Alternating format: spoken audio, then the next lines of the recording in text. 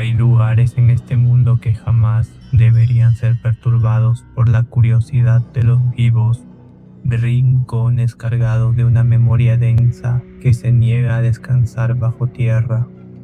Mi nombre es Ricardo y esta vivencia que hoy comparto con tu audiencia, Luis, ocurrió hace aproximadamente 3 años, marcando un antes y un después en mi vida y en la de mi grupo de amigos. Sucedió durante un fin de semana de otoño en el que decidimos realizar un viaje improvisado de campamento para escapar del ruido ensordecedor de la ciudad.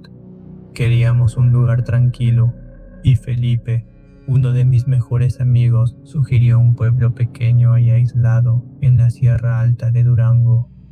Era un sitio de clima gélido, rodeado por bosques de pinos colosales que parecían raspar el cielo gris, donde la niebla bajaba de las cumbres desde las primeras horas de la tarde, envolviendo las calles empedradas en un silencio que se sentía casi sagrado. La casa de campaña que llevábamos era amplia, pero las bajas temperaturas de la montaña nos obligaron a buscar refugio en una pequeña cabaña rústica de madera que alquilamos a la orilla del bosque, a pocos kilómetros de las últimas casas del poblado. El ambiente de la sierra era pacífico durante el día, pero al caer la tarde, el aire se tornaba denso y cargado de una quietud que a veces resultaba incómoda para quienes no estábamos acostumbrados al aislamiento. Cerca de nuestra cabaña, cruzando un sendero lodoso que se internaba en el bosque, se levantaba el panteón municipal. Era un cementerio sumamente antiguo, fundado a mediados del siglo XIX. Un terreno cercado por una deteriorada barda de adobe agrietada y cubierto de tumbas olvidadas, cruces de madera carcomidas por la humedad y mausoleos familiares tallados en piedra gris que el tiempo y el musgo habían comenzado a desmoronar. En el pueblo, los pocos habitantes con los que cruzamos palabra en la tienda local nos hablaron de las leyendas que rodeaban ese panteón. Nos contaron que la gente evitaba pasar cerca de la barda perimetral después de que se ocultaba el sol debido a extraños avistamientos.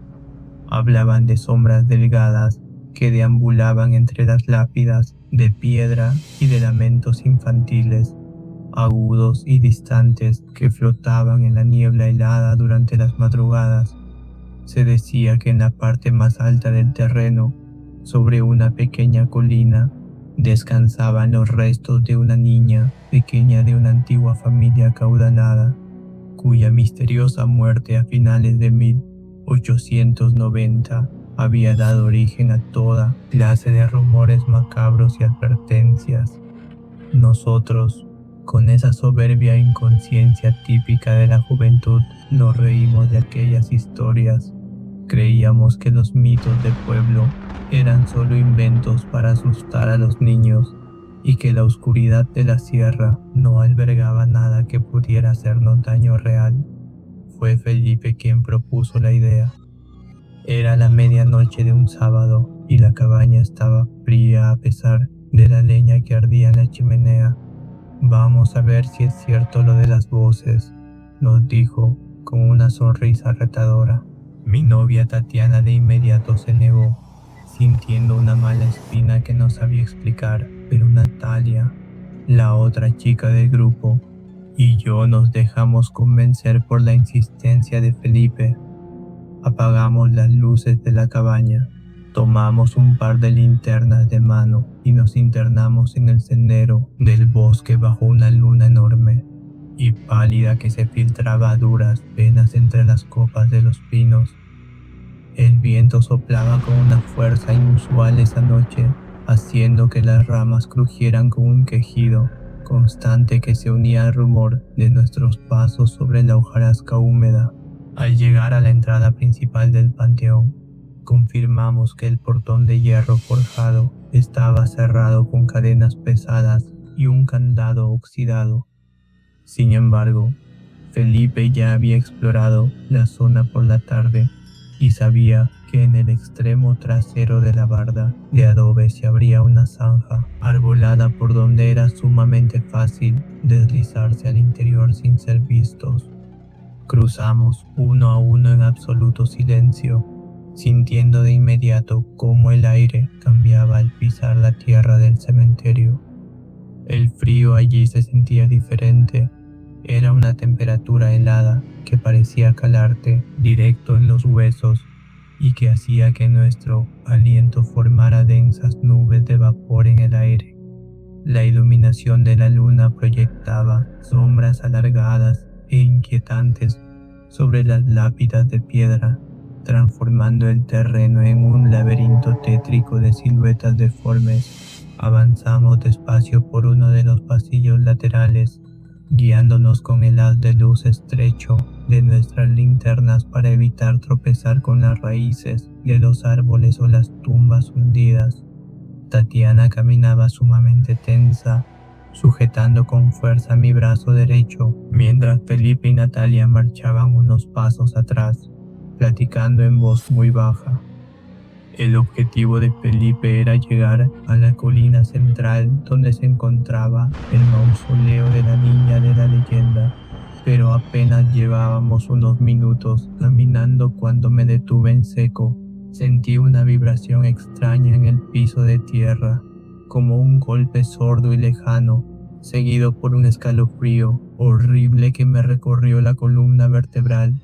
Apunté mi linterna hacia una fila de criptas de piedra tallada que quedaban a unos 30 metros de distancia de nuestro sendero. Fue ahí cuando lo vi, junto al acceso de una cripta familiar que tenía el techo de piedra agrietado. Se distinguía una silueta humana de pie, inmóvil entre la penumbra de las tumbas. Al principio pensé que se trataba de un velador o de algún habitante del pueblo que andaba merodeando, pero al enfocar la luz de mi linterna directamente sobre la figura, me di cuenta de que la realidad era mucho más perturbadora. Era una silueta delgada, ligeramente translúcida, que vestía ropas de color claro muy desgastadas. La figura no hacía ningún movimiento, simplemente permanecía erguida, pero su cabeza estaba inclinada de una forma totalmente antinatural, como si tuviera el cuello roto, y su rostro parecía carecer de facciones claras bajo la luz de la luna. Felipe, mira allá, susurré, con la voz temblando por el pánico que comenzaba a apoderarse de mí. Felipe apagó su risa de inmediato al seguir la dirección de mi mano. Mientras observábamos paralizados, Natalia dio un paso atrás y dijo con voz quebrada que ella estaba viendo otra silueta idéntica parada detrás de un mausoleo unos metros más atrás de la primera. El terror nos golpeó de golpe al comprender que no estábamos solos en ese panteón desierto de madrugada. Aquellas figuras no caminaban ni hacían ademanes, simplemente estaban allí, existiendo en la penumbra del cementerio como si se alimentaran del frío de la noche. Decidimos dar media vuelta de inmediato. La idea de la colina y la leyenda de la niña ya no nos parecía divertida en absoluto. Solo queríamos salir de ese terreno lúgubre lo antes posible. Comenzamos a regresar a paso apresurado por el mismo sendero de tierra por el que habíamos entrado. Tatiana iba llorando en silencio, aferrada a mi brazo con una desesperación que me contagiaba el miedo. De repente, cuando estábamos a unos 50 metros de la zanja de salida, Tatiana soltó un grito desgarrador que rompió el silencio de la sierra y la hizo caer de rodillas sobre la tierra húmeda. Alumbré de inmediato hacia sus pies, pensando que había tropezado con una raíz o una piedra agrietada, pero lo que vi me paralizó por completo. Su brazo derecho estaba extendido hacia el suelo, jalado con una violencia brutal hacia la rendija de ventilación de una tumba subterránea de concreto que quedaba justo a la orilla del sendero. Tatiana pataleaba y gritaba de dolor, jurando que algo helado y con una fuerza descomunal la estaba sujetando de la muñeca desde el interior de la fosa oscura. Felipe y yo nos arrojamos sobre ella, sujetándola de los hombros para jalarla en dirección contraria. Sentíamos como la fuerza invisible del otro lado de la reja tiraba de ella con una potencia inhumana, como si quisiera arrastrarla por completo hacia el abismo de concreto del sepulcro. Natalia alumbraba la escena con las manos temblando de pánico, y bajo la luz titubeante de la linterna alcancé a distinguir algo horrible. A través del polvo y la oscuridad de la rendija de concreto asomaban unos dedos largos, extremadamente pálidos y esqueléticos, que aferraban la piel de la muñeca de Tatiana con un agarre helado de tumba. Hicimos un esfuerzo supremo, jalando a Tatiana con toda la fuerza de nuestro cuerpo hasta que, tras un crujido seco que nos heló la sangre, el agarre se soltó de golpe. Tatiana salió despedida hacia atrás, cayendo sobre el lodo. La levantamos de inmediato en brazos y corrimos sin mirar atrás, cruzando la zanja de adobe y devorando el sendero del bosque a ciegas, guiados únicamente por el instinto de supervivencia. No paramos de correr hasta que entramos a la cabaña de madera, cerrando la pesada puerta con cerrojos y trancando las ventanas con maderas. Pasamos el resto de la madrugada despiertos en la sala, con todas las luces encendidas y temblando de miedo. Al amanecer, revisamos la muñeca de Tatiana y el estómago se nos hundió al ver el daño real. En su piel clara habían quedado grabadas 3 marcas profundas de color morado oscuro, idénticas a la forma de unos dedos largos que le apretaron la muñeca con una fuerza de congelamiento. Las marcas estaban heladas al tacto y por más que Tatiana se lavaba con agua caliente, la frialdad de su piel no desaparecía. Recogimos nuestras cosas de inmediato y abandonamos el pueblo de Durango esa misma mañana, prometiéndonos que jamás volveríamos a jugar con la tranquilidad de los cementerios. Sin embargo, la pesadilla no terminó con nuestro regreso a la ciudad. La noche siguiente, mientras Tatiana intentaba dormir en su departamento con todas las luces encendidas, el horror continuó. Cerca de las 3 de la mañana comenzó a escuchar pasos claros en el piso superior de su edificio. No eran ruidos comunes de tuberías ni de vecinos. Parecía el caminar metódico y pesado de varias personas desplazándose de un lado a otro en absoluto silencio de noche. Lo tétrico del asunto era que el departamento del piso de arriba estaba completamente desocupado y clausurado desde hacía meses por remodelación. Tatiana nos llamó llorando de puro susto y desesperación en medio de la madrugada, incapaz de soportar el sonido de esos pasos constantes que parecían estar buscando algo en la estructura de concreto. Han pasado 3 años desde aquella fatídica noche en la sierra de Durango. Tatiana sigue asistiendo a terapia psicológica semanalmente y es incapaz de dormir si las luces de su recámara no están encendidas por completo. Las marcas de los 3 dedos en su muñeca derecha nunca desaparecieron del todo. Quedaron como una cicatriz tenue y grisácea que se torna sumamente helada cada vez que la temperatura de la ciudad desciende. Hoy comprendemos de la peor manera que el verdadero respeto a los cementerios consiste en no profanar su silencio cuando el sol se oculta, porque hay presencias en la oscuridad que no buscan asustarte por diversión, sino reclamar tu vitalidad para llenar el vacío eterno de su soledad.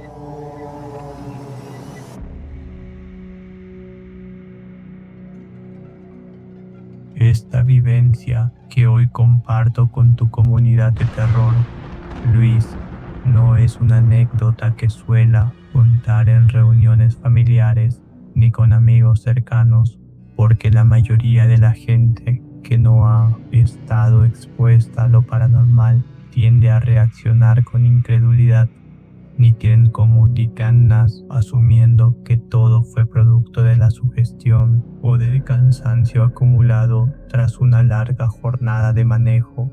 Sin embargo, mi primo Javier y yo sabemos perfectamente lo que vimos en las calles de Guadalajara, Jalisco, una madrugada lluviosa de invierno que quedó grabada en nuestra memoria para siempre como una prueba de que hay dimensiones que se cruzan en el silencio de la noche.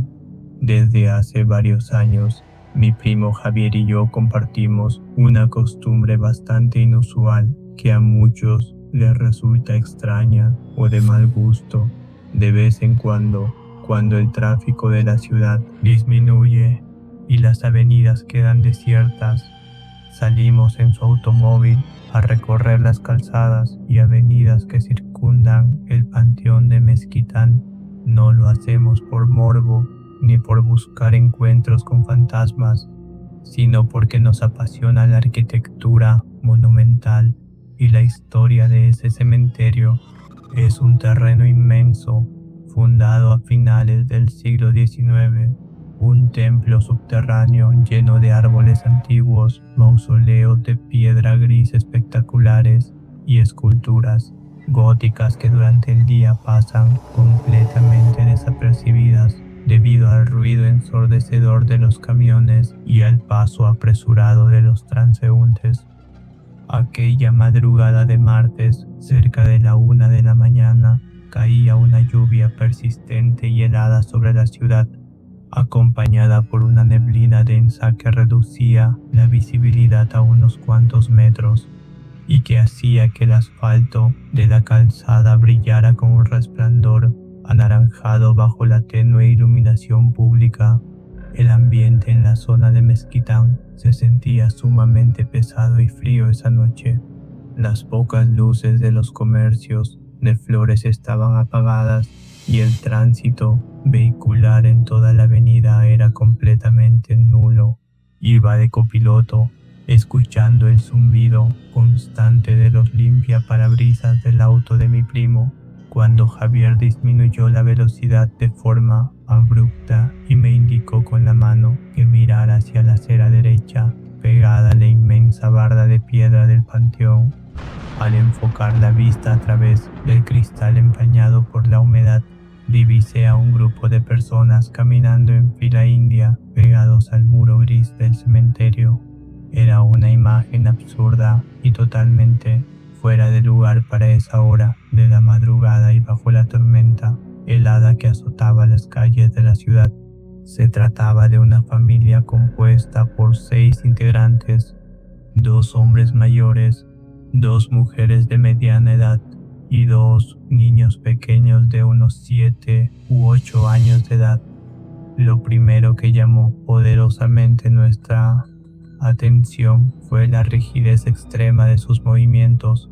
Caminaban con la espalda recta, con la vista clavada fijamente al frente y con un paso metódico idéntico al de un desfile militar, avanzando por la banqueta mojada sin inmutarse en absoluto por el viento frío que soplaba con fuerza.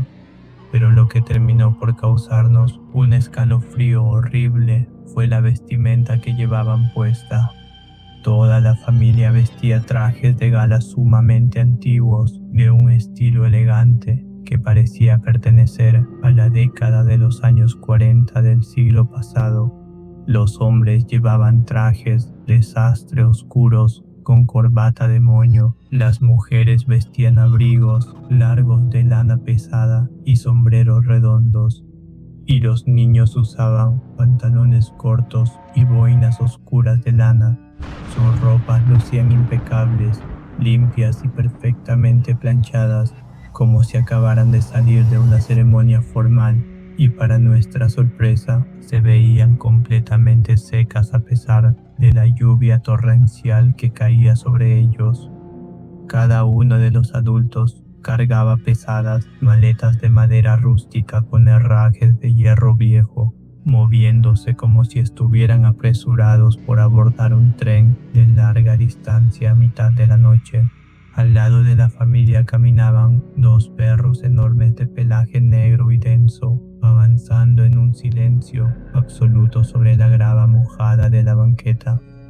Los animales se movían en perfecta sincronía con el paso de los adultos, manteniendo las colas caídas y las orejas pegadas al cráneo, sin jadear, sin oler el suelo y sin emitir el más mínimo sonido de animal de noche.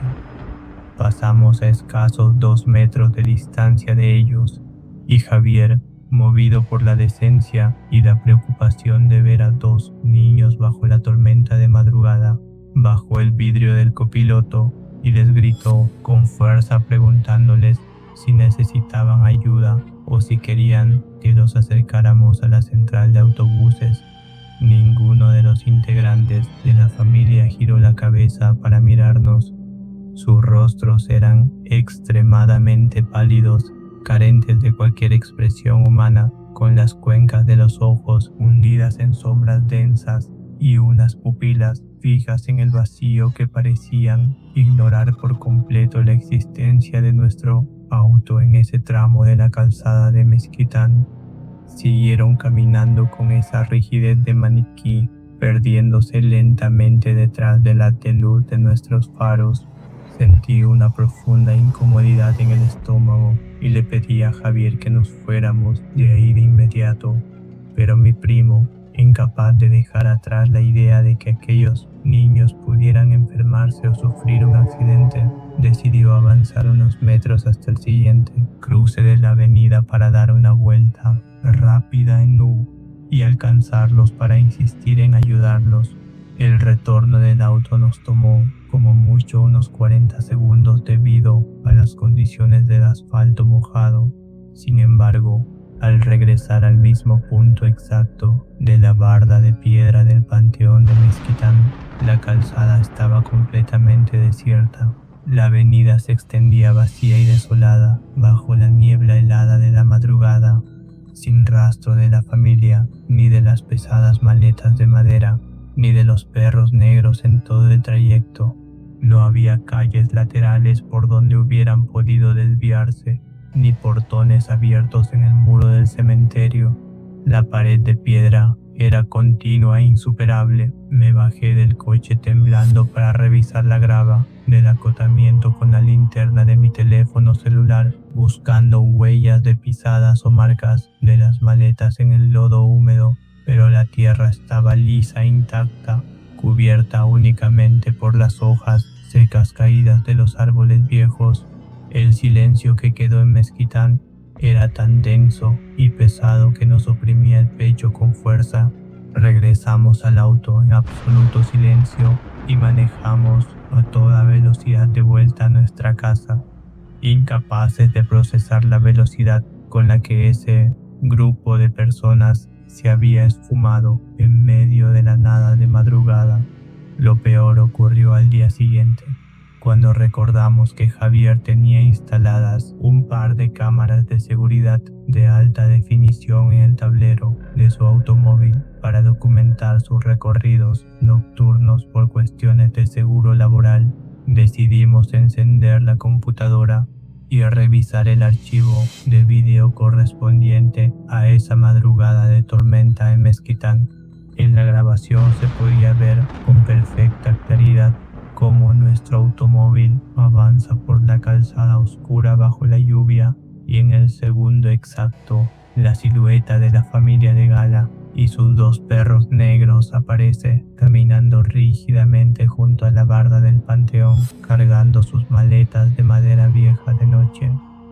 Pero en el instante en que nuestro auto se empareja con ellos y Javier baja el cristal para hablarles, la imagen de la grabación comienza a llenarse de una estática digital horrible, distorsionando las siluetas de las 6 personas y los perros en líneas horizontales de ruido gris, antes de desvanecerse por completo en el aire en menos de 3 segundos de video, dejando la banqueta vacía bajo la lluvia persistente mientras el auto continuaba su marcha. A día de hoy, mi primo Javier y yo seguimos sintiendo un frío inmenso en el pecho cada vez que pasamos cerca de la calzada de Mezquitán de madrugada. Comprendimos con horror que aquella noche no nos cruzamos con personas de carne y hueso que necesitaban un viaje, sino con los espíritus atrapados de unos viajeros espectrales que fallecieron en un accidente de tránsito hace décadas en esa misma ruta. Sus almas siguen condenadas a revivir eternamente su trayecto en un bucle temporal sin fin, cargando con sus pertenencias del pasado de noche, intentando llegar a un destino que nunca podrán alcanzar en el mundo de los vivos.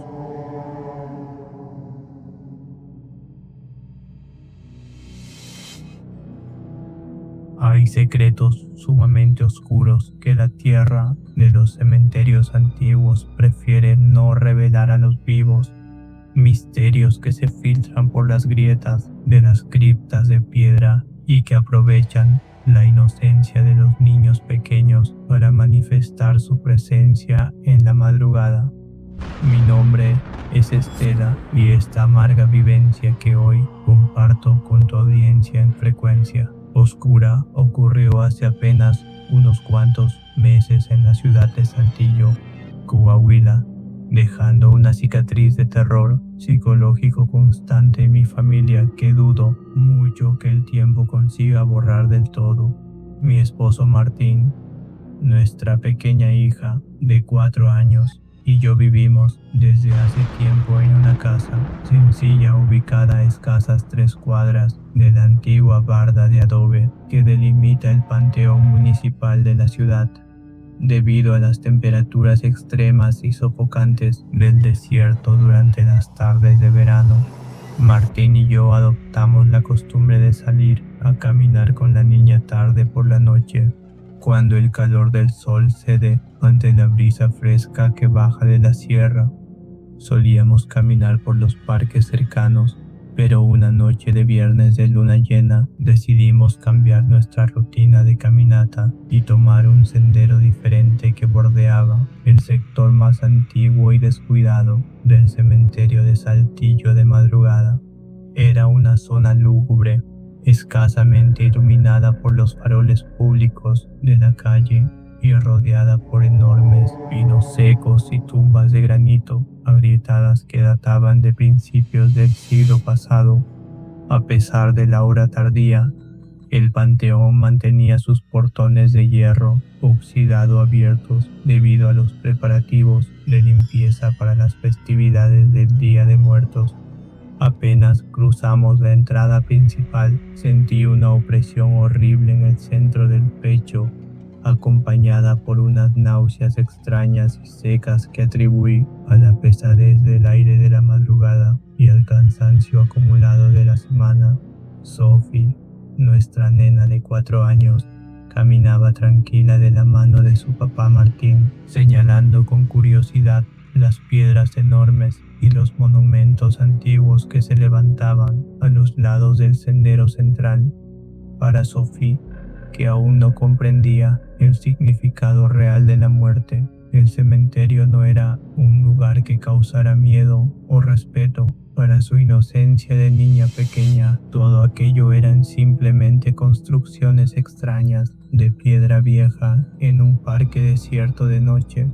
Avanzamos unos 200 metros por la avenida principal de las tumbas hasta adentrarnos en el sector central, donde descansaban antiguos sacerdotes y religiosos influyentes del siglo pasado bajo monumentales mausoleos de piedra gris cubiertos por maleza seca. De repente, Sophie soltó la mano de Martín, corrió unos pasos hacia adelante y se detuvo frente a una cripta antigua de granito tallado que tenía la puerta de hierro carcomida por el óxido.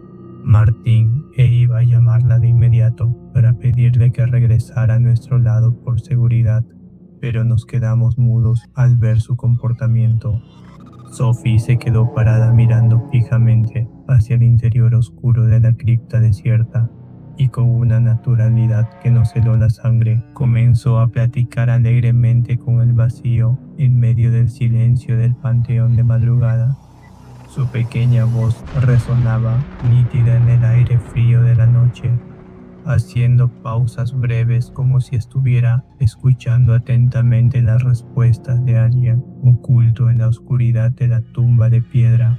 Martín se acercó de inmediato, la tomó de los hombros con suavidad y le preguntó con quién estaba hablando con tanta confianza de noche. Sophie volteó a mirarnos con sus ojos grandes y brillantes, esbozando una sonrisa inocente y tranquila que contrastaba con el pánico seco que comenzaba a apretarnos la garganta. Las piedras de la casita me están hablando, mami, nos dijo Sophie, señalando con su dedo índice las losas agrietadas del mausoleo de los sacerdotes. Me dicen que me quede aquí a jugar con ellos en el pasillo oscuro de abajo de la tierra, que ahí hace mucho frío pero que es divertido. Sentí que el pulso me retumbaba con violencia en las sienes al escuchar las palabras de mi pequeña hija, pero lo peor llegó un segundo después, cuando Sofía agregó con absoluta naturalidad: y también me dicen las piedras que no tengamos miedo del señor del carro negro sin placas que nos está mirando detrás del árbol grande de la colina de noche. Martín y yo giramos la cabeza de inmediato hacia la dirección que señalaba la mano de la niña. En la parte alta de un sendero de terracería que quedaba a unos 50 metros de nosotros, bajo la sombra densa de un pino viejo y torcido, divisamos efectivamente la silueta de un automóvil clásico de color negro opaco estacionado en la penumbra. El vehículo tenía todas las luces apagadas y le faltaba por completo la matrícula delantera. Lo verdaderamente tétrico fue comprobar que, detrás del parabrisas empañado por la humedad de la noche, permanecía sentada una figura humana inmóvil en el asiento del conductor, cuya cabeza estaba fija mirando directamente hacia nuestra posición en el andén sin parpadear una sola vez bajo el resplandor de la luna. El pánico absoluto se apoderó de nosotros al comprobar que el señor de la cabina nos miraba con una fijeza insoportable que desafiaba cualquier comportamiento normal de madrugada. Martín tomó de inmediato a Sophie en sus brazos de un solo tirón y sin decir una palabra me tomó del brazo izquierdo para salir corriendo a toda prisa del cementerio de Saltillo, tropezando con los escombros y la maleza del camino desierto de noche.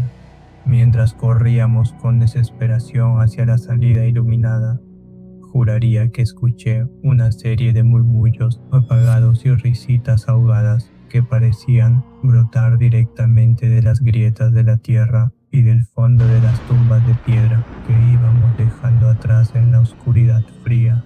Llegamos a nuestra casa tiritando de pánico y con las manos temblando de miedo, asegurando todas las puertas con cerrojos dobles.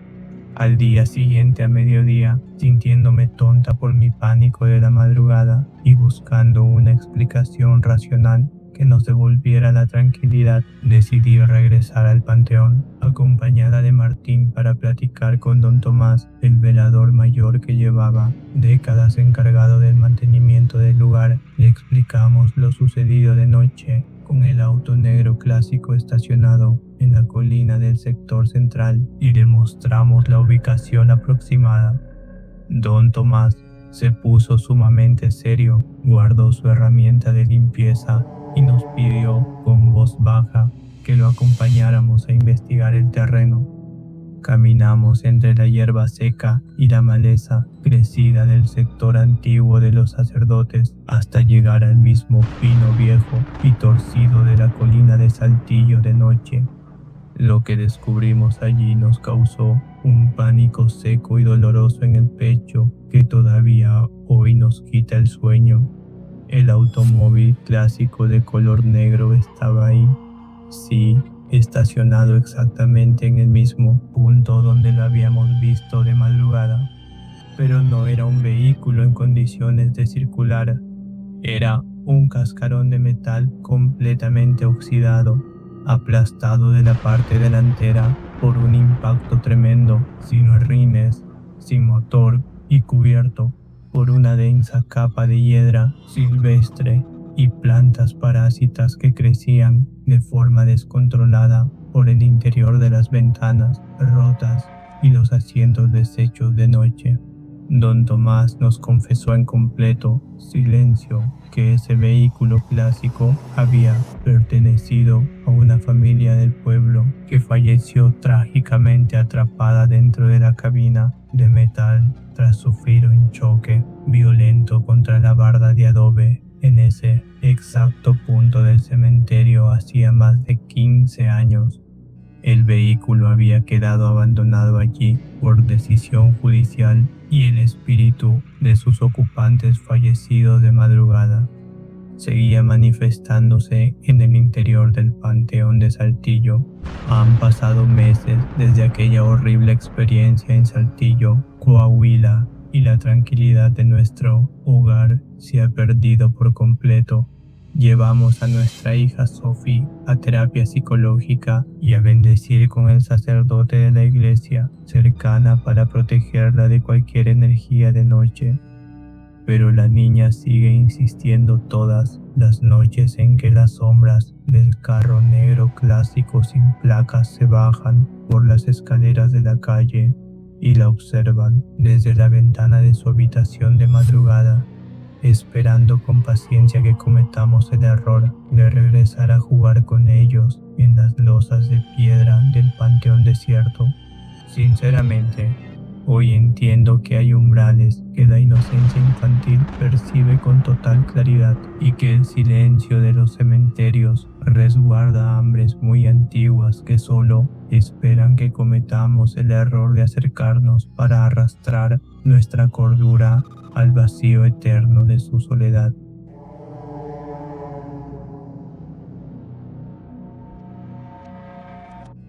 Esta amarga y perturbadora experiencia que les voy a relatar el día de hoy ocurrió en un pequeño y desolado pueblo minero enclavado en las áridas tierras del estado de Zacatecas. Mi nombre es Diego y durante casi 3 años trabajé como encargado del turno nocturno en el único cine de aquella pequeña localidad.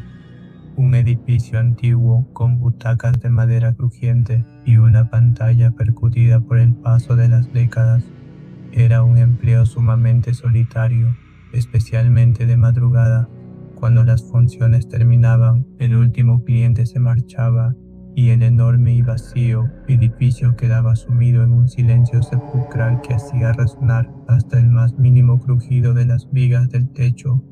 Las calles de aquel pueblo minero se vaciaban por completo después de las 10 de la noche, dejando un ambiente gélido y neblinoso que parecía tragarse el sonido de mis propios pasos. Al salir a la banqueta, el viento soplaba entre los callejones empedrados arrastrando polvo y hojas secas, creando un murmullo constante que a menudo me ponía los pelos de punta mientras aseguraba las pesadas puertas de metal de la entrada. Debido al aburrido y tedioso de esas largas jornadas de guardia, mis mejores amigos, Román y Javier, solían visitarme justo al terminar mi turno, cerca de la 1 de la madrugada.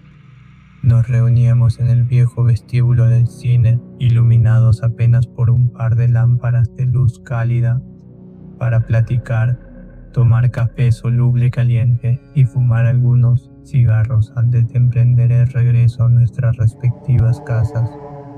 Román era el clásico compañero de grupo que siempre tenía una historia fantástica o de horror bajo la manga. Le encantaba adornar de manera exagerada las anécdotas locales y asustarnos con tétricas leyendas que la mayoría de la gente del pueblo ya había archivado en el olvido. Javier, por el contrario, era un muchacho sumamente serio, analítico y escéptico, de esos que no creen en nada de corte paranormal que no puedan ver, tocar o explicar científicamente con sus propias manos. Una madrugada de tormenta eléctrica, mientras el viento del norte soplaba con una fuerza inusual que hacía rechinar la estructura metálica del cine y la lluvia golpeaba con furia en los cristales, Román llegó visiblemente alterado y entusiasmado. Se sentó junto a nosotros en la barra del vestíbulo y, hablando en voz baja con un tono de misterio, comenzó a relatar una conversación que había escuchado esa misma tarde en una cantina local. Nos habló sobre unas extrañas luces de color azul intenso que varios campesinos y pastores juraban haber visto moviéndose lentamente entre las tumbas de la colina del cementerio abandonado, ubicado a las afueras del pueblo. Román nos explicó que los viejos del lugar afirmaban con absoluta seriedad que aquellas luces eran en realidad orbes o almas en pena de un grupo de mineros que habían fallecido trágicamente en un derrumbe fatal a principios del siglo pasado en la sierra de Zacatecas. Según la creencia popular, los espíritus de esos trabajadores seguían atrapados en este plano terrenal, vagando entre los sepulcros y buscando desesperadamente su camino de regreso a casa bajo la neblina. Javier soltó una carcajada burlona, apagó su cigarrillo en un cenicero de plástico y le dijo a Román que seguramente eran simples luces de linternas de cazadores furtivos, gases de pantano saliendo de las fosas antiguas o el reflejo de los relámpagos sobre las lápidas de granito mojadas por la tormenta. Sin embargo, Román insistió con un semblante tan pálido y un tono de voz tan solemne que terminó despertando nuestra curiosidad. Como no teníamos nada mejor que hacer y la adrenalina del desvelo corría por nuestras venas, decidimos tomar la camioneta de Javier e ir a investigar por nuestra cuenta la veracidad de aquellas luces espectrales. Queríamos demostrarle a Román, de una vez por todas, que sus historias de terror no eran más que puras fantasías surgidas de la sugestión colectiva de la gente mayor. Salimos del pueblo bajo una lluvia persistente y helada que reducía drásticamente la visibilidad de los faros de la camioneta.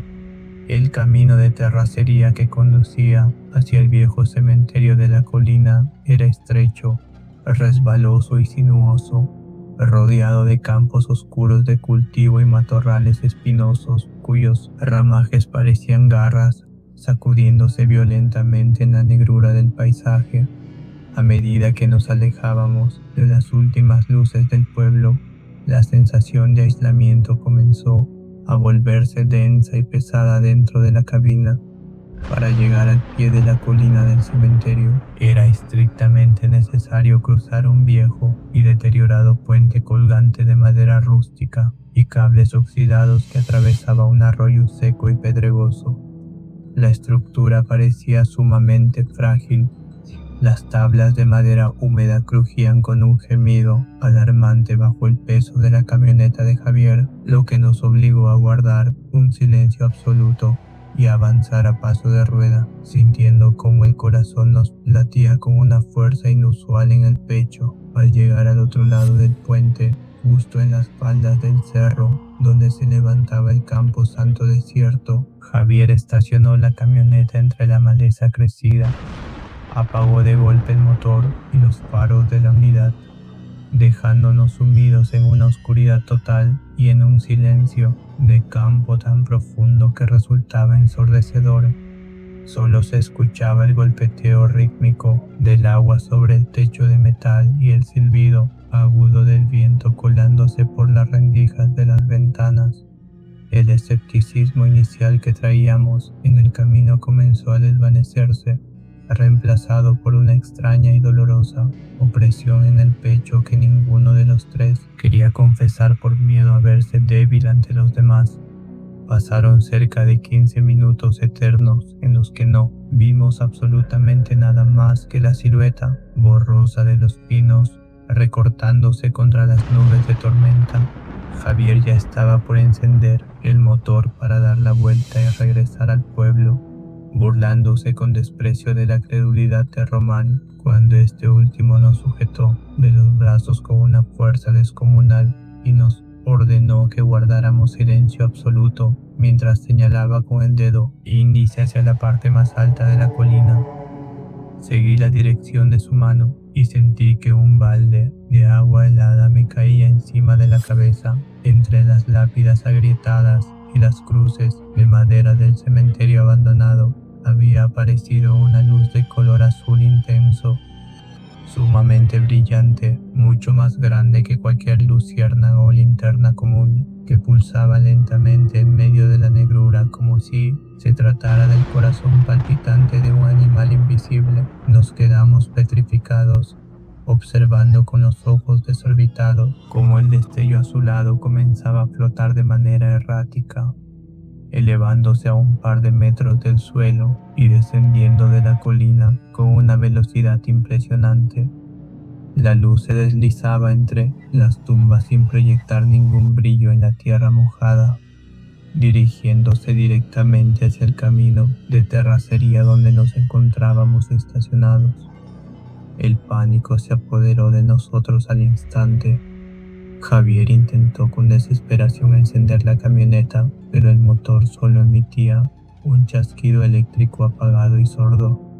Las luces del tablero comenzaron a parpadear de forma caótica hasta apagarse por completo, dejándonos indefensos en medio de la fosa del cerro. Aquel orbe de luz azul continuó su avance hasta detenerse exactamente en la mitad del viejo puente colgante de madera rústica por el que tendríamos que cruzar para regresar al pueblo.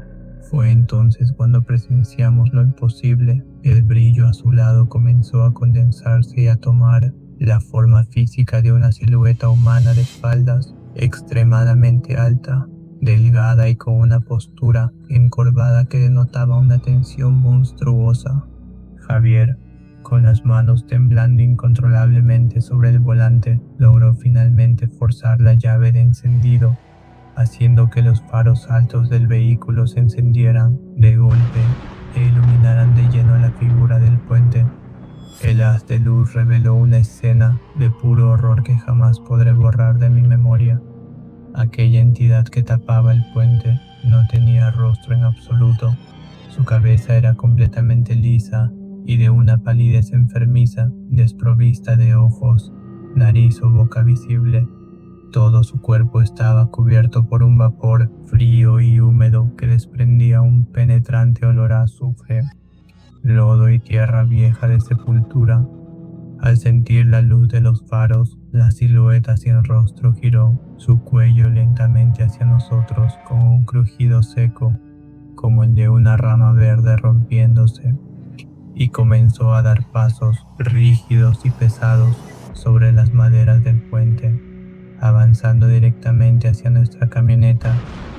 En ese milisegundo de horror absoluto, el instinto de supervivencia hizo que Javier reaccionara. Metió la reversa a fondo. Las mangueras y neumáticos patinaron con violencia sobre el lodo húmedo de la colina mientras dábamos la vuelta de forma brusca para huir a toda velocidad por una vereda de terracería alterna que subía hacia la sierra, sin atrevernos a mirar por el espejo retrovisor por pánico a ver a esa abominación persiguiéndonos en la oscuridad de la tormenta. Al amanecer, regresamos temblando al pueblo y nos aseguramos de no tocar el tema con nadie más por miedo a ser tomados por locos. Días después fui con mi mejor amiga a revisar el puente con la luz del día. El suelo estaba completamente intacto, sin huellas físicas de pisadas humanas ni marcas que justificaran lo sucedido. Sé perfectamente que aquella noche en el cementerio de Zacatecas nos topamos con algo que no pertenece a este mundo de los vivos y que bajo la niebla de la madrugada, esa silueta sin rostro sigue patrullando el puente de madera, esperando pacientemente a los viajeros descuidados que cometen el error de dejarse guiar por las luces del más allá.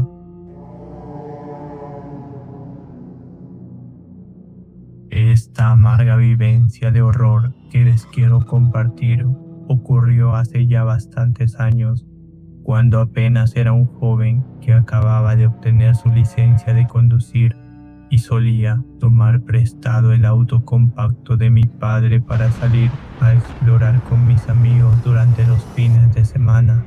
Todo sucedió en las inmediaciones del cementerio, muy antiguo y completamente abandonado de Mineral de Pozos, un pueblo fantasma del estado de Guanajuato que es sumamente famoso por sus imponentes ruinas mineras de adobe y piedra, así como por las tétricas leyendas de fantasmas y apariciones que envuelven sus desoladas calles coloniales cuando cae el sol.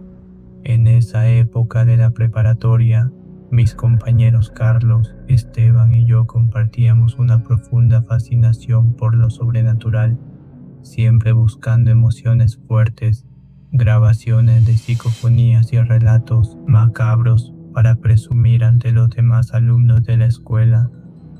Decidimos planear una excursión nocturna al Panteón Municipal de Mineral de Pozos exactamente a las 3 de la mañana de un frío jueves de octubre, convencidos de que a esa hora de la madrugada la línea que separa al mundo de los vivos del de los muertos se volvía sumamente delgada y propicia para experimentar actividad paranormal. El camino de tierra y piedras sueltas que conducía hacia el portón del cementerio estaba completamente desierto, flanqueado por enormes cactus secos y matorrales espinosos cuyas ramas arañaban constantemente los costados del auto de mi padre con un chillido agudo y molesto que incrementaba los nervios dentro de la cabina. Al llegar frente a la entrada principal del camposanto, cuya herrería oxidada permanecía cerrada con pesadas cadenas y candados cubiertos de sarro, el entusiasmo inicial de nuestras bromas juveniles se desvaneció de golpe, reemplazado por una opresión fría y desagradable en el estómago que nos dejó en absoluto silencio.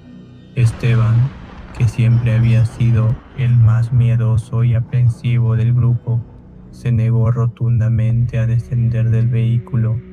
Prefirió quedarse adentro del auto con las puertas aseguradas, vigilando la entrada y manteniendo el motor encendido por si la situación se complicaba y necesitábamos huir deprisa de aquel páramo desolado. Carlos y yo, queriendo hacernos los valientes para no quedar en ridículo, encendimos una pequeña linterna de mano. Saltamos con dificultad la barda de adobe agrietada del panteón y nos internamos despacio entre las hileras de tumbas antiguas para explorar el terreno. El frío que se sentía en el interior del cementerio era insoportable. Un viento helado y húmedo que parecía brotar directamente de la tierra removida y que nos obligaba a observar nuestro propio aliento, congelado flotando en el aire como pequeñas nubes de vapor. Caminamos con mucho cuidado entre las lápidas rotas y los antiguos mausoleos de piedra agrietada, esquivando baches y maleza crecida, hasta llegar al centro del panteón, donde se levantaba una cripta señorial de gran tamaño perteneciente a una familia minera del siglo XIX. El sepulcro estaba coronado por la estatua de piedra gris de un ángel con las alas rotas y el rostro desgastado por la humedad, lo que le daba un aspecto sumamente tétrico y fantasmal bajo la tenue luz de las estrellas. Carlos, queriendo hacerse el gracioso y tomar una fotografía impactante para presumirla en sus redes sociales, se colocó de espaldas a la entrada oscura de la cripta y extendió su brazo sosteniendo su teléfono inteligente para tomarse una selfie con el flash de la cámara encendido hacia el interior del mausoleo desierto. En el mismo instante en que el destello del flash iluminó la piedra húmeda y las telarañas del sepulcro, un frío insoportable nos cubrió el cuerpo de golpe y ambos teléfonos celulares se apagaron por completo al mismo tiempo. Las pantallas quedaron totalmente negras y los dispositivos dejaron de responder a cualquier botón, a pesar de que los dos traíamos la batería al 100% de capacidad antes de entrar. Un silencio sepulcral, absoluto y asfixiante cayó sobre todo el cementerio de Mineral de Pozos en ese preciso momento, impidiendo que pudiéramos escuchar siquiera el ruido de la tormenta lejana. El pánico se apoderó de nosotros de forma visceral, sin decir una sola palabra. Carlos y yo dimos media vuelta y corrimos despavoridos entre las tumbas rotas, tropezando con las piedras del suelo y sintiendo que algo sumamente frío nos pisaba los talones en la oscuridad.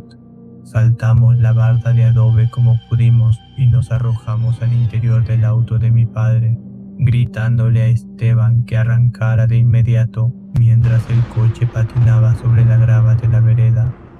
Apenas avanzamos un par de kilómetros, alejándonos de las ruinas del pueblo fantasma, los teléfonos celulares se encendieron solos de golpe, emitiendo el sonido habitual de inicio.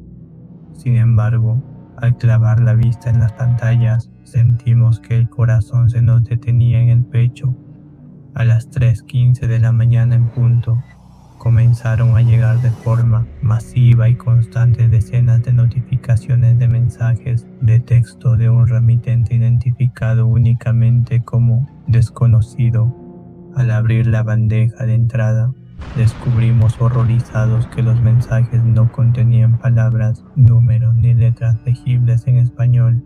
En su lugar, mostraban una tétrica secuencia de símbolos extraños, marcas lineales y caracteres extraños que parecían grabados rústicos tallados en piedra vieja de cementerio.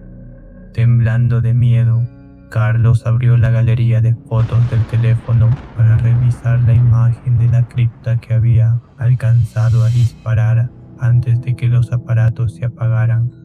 Al ampliar el encuadre de la foto y observar detenidamente la entrada oscura detrás de la estatua del ángel roto de piedra gris, el estómago se nos revolvió por completo. En la penumbra del mausoleo, justo detrás del hombro derecho de Carlos, se apreciaba con nitidez la silueta de una figura humana extremadamente pálida, deforme, con los ojos desorbitados y carente de párpados, que lo estaba sujetando por el hombro con sus largos, huesudos y delgados dedos llenos de tierra.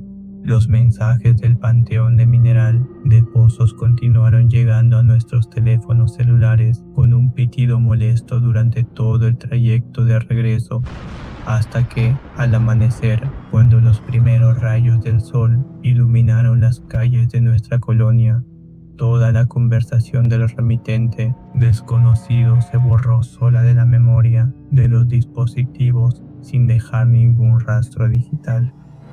Carlos y yo cambiamos de teléfono esa misma semana e intentamos deshacernos de toda evidencia de esa noche, incapaces de seguir utilizando los aparatos por el pánico de recordar aquella mirada de ojos desorbitados abrazándonos en la oscuridad.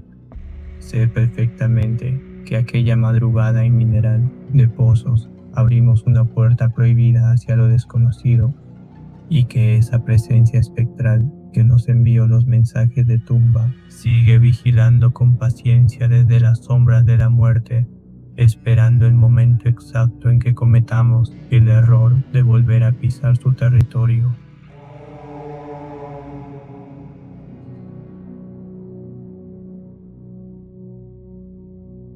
Trabajar como conductor de taxi en el turno nocturno de la gran ciudad de Monterrey es un oficio duro que te enseña a callar y a respetar los profundos misterios que habitan en la oscuridad de las avenidas y caminos desolados de madrugada. En este trabajo, uno desarrolla una especie de sexto sentido para leer a los pasajeros que suben a la unidad en altas horas de la noche. Desde las personas alegres que regresan de alguna fiesta hasta los trabajadores cansados de la zona industrial que solo anhelan llegar a sus hogares a descansar. Mi nombre es Patricio y la aterradora vivencia que voy a relatarles el día de hoy ocurrió durante una madrugada helada, lluviosa y sumamente neblinosa de invierno que cambió para siempre mi perspectiva sobre la vida y la muerte. Eran aproximadamente las 3 de la mañana cuando transitaba de regreso con mi vehículo vacío por una avenida solitaria y mal iluminada del centro histórico de la ciudad. La visibilidad en el asfalto era sumamente escasa debido a una densa y espesa niebla blanca que bajaba de las montañas y cubría por completo los edificios antiguos de la zona. De la nada, al pasar junto a una esquina oscura donde la iluminación pública estaba completamente apagada, divisé a un señor mayor parado en la banqueta húmeda que levantó la mano despacio, con un movimiento rígido para solicitar el servicio de transporte. Vestía un saco negro de corte de sastre muy antiguo, bastante elegante pero visiblemente desgastado por el roce del tiempo y manchado de tierra húmeda en las mangas, y llevaba un sombrero plano de lana oscura que le cubría la frente mojada por la llovizna helada. Detuve la marcha del taxi junto a la acera y el hombre subió al asiento trasero con una calma exasperante, cerrando la portezuela de metal de forma suave y sin emitir el menor sonido. Al saludarlo de forma amable por educación y preguntarle hacia qué dirección se dirigía, me respondió con una voz sumamente profunda, ronca y apagada que me causó un escalofrío inmediato, pidiéndome que lo llevara al Panteón de Dolores, ubicado en la zona norte de la ciudad. Aunque me pareció un destino sumamente tétrico e inusual para esa hora de la madrugada con tormenta, decidí aceptar el pasaje sin hacer preguntas que pudieran incomodarlo, pensando únicamente en completar la cuenta de la jornada de trabajo para poder retirarme a descansar a mi casa. Durante el trayecto, el anciano comenzó a entablar una conversación fluida pero sumamente extraña. Hablaba de las familias ricas e importantes que habían fundado Monterrey a principios del siglo pasado, mencionando con total precisión nombres de antiguas calles de tierra que ya habían desaparecido del mapa del municipio, detalles arquitectónicos específicos de casonas señoriales que habían sido demolidas hacía más de 80 años y pormenores de accidentes de carruajes y tragedias locales que ocurrieron muchísimo antes de que yo naciera en este plano terrenal. Su asombrosa familiaridad al narrar cada uno de estos acontecimientos antiguos comenzó a resultarme sumamente incómoda y perturbadora. Intrigado por sus palabras y por el gélido frío que de repente comenzó a invadir el interior de la cabina, acomodé despacio el espejo retrovisor central para mirarlo de frente mientras conducía por las calles vacías. Al hacerlo, sentí que la sangre se me escurría de la cara por completo. Bajo la tenue luz anaranjada del tablero del taxi, pude percatarme de que el hombre poseía una piel de un color grisáceo sumamente pálido, idéntica a la de un cadáver guardado en la morgue, y sus ojos estaban completamente hundidos en unas cuencas oscuras, vacías y carentes de cualquier brillo de vida. Mantuve la vista clavada en el asfalto, mojado durante el resto del trayecto, con las manos aferradas al volante y temblando de pánico por la certeza de que llevaba a algo inhumano en el asiento trasero de mi vehículo. Llegamos finalmente a las puertas del Panteón de Dolores en medio de una neblina tan espesa que apenas permitía distinguir las siluetas de los portones de hierro y los cipreses negros que bordeaban las hileras de tumbas del cementerio. Detuve el taxi junto a la banqueta húmeda. El señor descendió de la unidad con movimientos lentos y rígidos, se inclinó ligeramente hacia la ventanilla del conductor y me entregó una moneda grande, sumamente pesada y de plata pura, grabada con símbolos y fechas antiguas pertenecientes al siglo XIX. Me miró fijamente con sus ojos hundidos y me susurró con un aliento frío que nunca olvidara los relatos de la madrugada, porque los muertos desaparecen de verdad únicamente cuando los vivos cometen el trágico error de olvidarlos en el asfalto frío de la ciudad de noche. Se dio la vuelta con parsimonia y se internó caminando entre las tumbas y mausoleos oscuros del panteón, siendo devorado rápidamente por la densa neblina antes de que yo pudiera reaccionar o pedirle que me pagara en efectivo el resto de la tarifa del viaje de madrugada. Me quedé completamente inmóvil dentro del taxi durante un largo rato, temblando con el motor encendido antes de emprender el regreso a mi casa en completo silencio. Al día siguiente, picado por una curiosidad insoportable que me quitaba el sueño, decidí volver al Panteón de Dolores a mediodía para hablar con el administrador mayor del cementerio sobre el extraño pasajero de saco antiguo que había transportado la noche anterior. Al describirle detalladamente sus facciones físicas, el saco desgastado, el sombrero de lana y la pesada moneda de plata que me había entregado, el rostro del administrador cambió de color por completo, volviéndose sumamente serio. Me pidió que lo acompañara a su oficina y, tras cerrar la puerta con llave, sacó de un viejo archivero metálico un libro de actas de defunción y registros históricos con fotografías deterioradas por el paso de las décadas. Al abrir una de las páginas amarillentas, sentí que el piso se movía bajo mis pies. Allí aparecía la fotografía exacta del pasajero de mi taxi de anoche de madrugada, don Tomás Bilgueira, el primer sepulturero oficial del Panteón de Dolores, quien había fallecido trágicamente hacía más de 80 años dentro de su pequeña caseta de madera en el cementerio. Con el corazón latiendo desbocado en el pecho y las piernas hechas agua, caminé junto al cuidador por los senderos antiguos del Camposanto hasta llegar al sector más abandonado y cubierto de maleza del fondo de la propiedad. Al aproximarme a la humilde sepultura de don Tomás, que lucía agrietada y cubierta de hiedra silvestre, sentí que la cordura me abandonaba por completo de golpe. Justo encima de la lápida de piedra gris, colocado con sumo cuidado sobre el musgo húmedo, se encontraba el recibo impreso de mi propio taxi con la fecha exacta de la noche anterior y la hora de entrega del pasaje de madrugada, mientras que la pesada moneda de plata que traía guardada en el bolsillo del pantalón se desvanecía por completo, transformándose en ceniza fría de cementerio entre mis dedos temblorosos.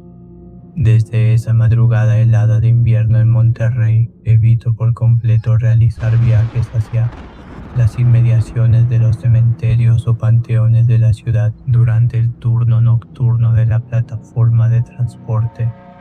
Sé perfectamente que los espíritus de quienes partieron hace mucho tiempo siguen rondando las calles empedradas, y que aquel primer sepulturero continúa pagando sus viajes de regreso a la tumba con monedas de plata que se vuelven cenizas, recordándonos a los vivos que bajo la niebla de la madrugada la muerte nunca descansa en paz.